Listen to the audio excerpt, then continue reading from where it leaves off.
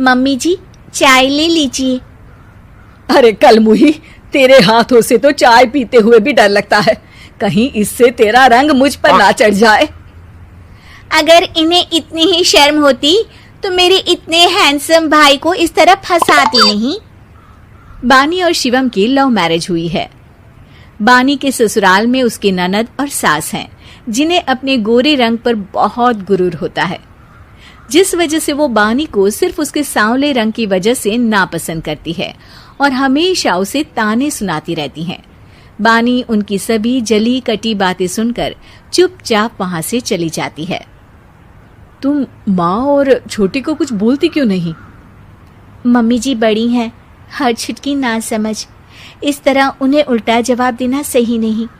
मेरी जिम्मेदारी उनकी सेवा करना है, जो मैं पूरे दिल से हमेशा करती रहूंगी। ऐसा बोलकर बानी रसोई में जाकर रात के खाने की तैयारी करने लगती है। रात को खाना खाते हुए बानी की सास उसे कहती है, कल मैंने अपनी फ्रेंड्स के साथ किटी पार्टी रखी है, समय से सारा खाना बना देना और अपना मनहूस चेहरा लेकर ज्यादा उनके सामने मत आना, समझी?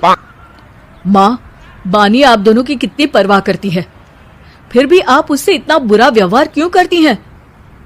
अरे एक तो लव मैरिज करके इस कलमुही को हमारे सर पर लाकर बिठा दिया और अब हम इसे कुछ बोल भी नहीं सकते क्या? भैया तो इनकी तरफदारी करेंगे ही, आखिर इन्होंने पूरी तरह उन्हें अपने वश में जो किया है। जिसे जो करना है करे, बस कल मेरा सारा काम समय पर हो जाना चाहिए। इस पर सब खाना खाकर सोने चले जाते हैं और अगले दिन बानी जल्दी उठकर सास की किटी पार्टी के लिए तैयारियां शुरू कर देती है, जिस पर पार्टी शुरू होने के बाद सास की सहेलियां कहती हैं, अरे वाह री, तेरी बहू ने तो बड़े स्वादिष्ट समोसे बनाए हैं। हाँ भाई, रंग कैसा भी हो, खाना बनाने में बिल्कुल अन्नपूर्णा है। अरे इसकी भी क्या बात करनी, मेरी बेटी से मिलो, इसकी सुंदरता के आगे तो उर्वशी रंभा भी फेल है।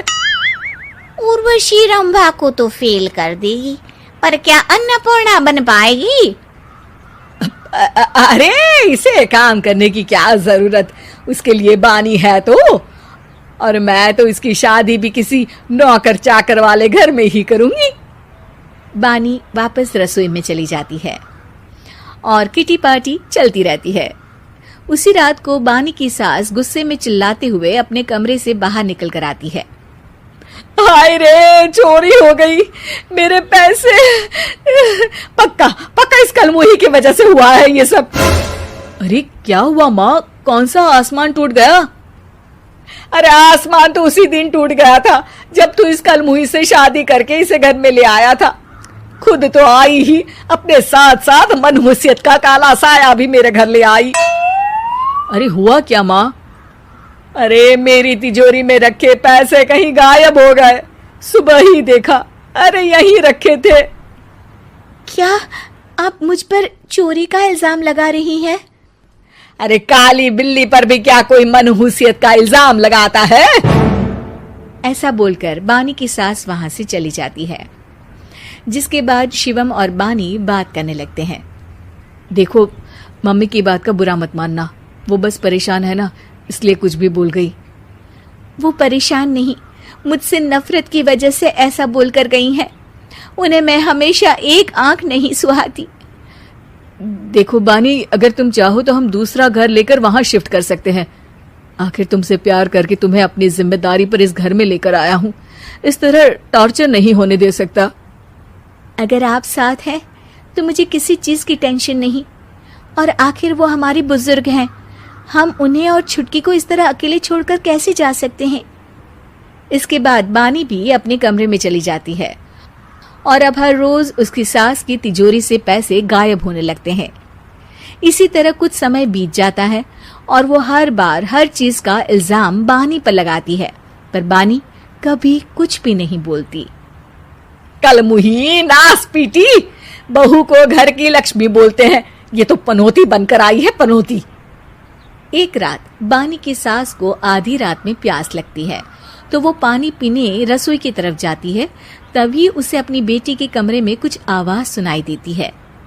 हाँ हाँ, मैंने मम्मी की तिजोरी से हर रोज थोड़े थोड़े पैसे निकाल कर हम दोनों के लायक खूब पैसे इकट्ठे कर लिए हैं। और मम्मी आज तक उस सब के लिए भाभी को ही जिम्मेदार समझती है। तुम बस जल्दी से आकर मुझे यहाँ से ले जाओ और हम कहीं दूर जाकर शादी कर लेंगे। मम्मी को कुछ पता नहीं चलेगा, सब मुसीबत खत्म। अपनी बेटी की ये सारी बातें सुनकर बानी की सास भौंचक्की रह जाती है और अपने कमरे में वापस चली जाती है। जब अगली सुबह बानी सास के कमरे में आती है, मम्मी जी, क्या बात है, आज आप कमरे से बाहर ही नहीं आई? आपकी तबीयत तो ठीक है ना? क्या छुटकी कमरे से बाहर आई या तुम उसके कमरे में गई? नहीं नहीं, क्यों, जाना है क्या? मैं अभी चली जाती हूँ। नहीं, कोई कहीं नहीं जाएगा। इस पर वो बानी को साथ लेकर कमरे से बाहर आती है, जहाँ शिवम भी होता है।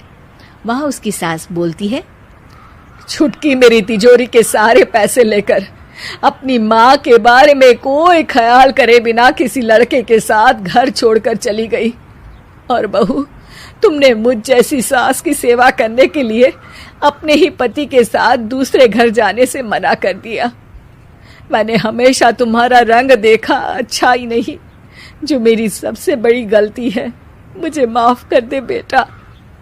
और इसके बाद बानी की सास कभी अपनी बहू की तारीफ करते थकी नहीं।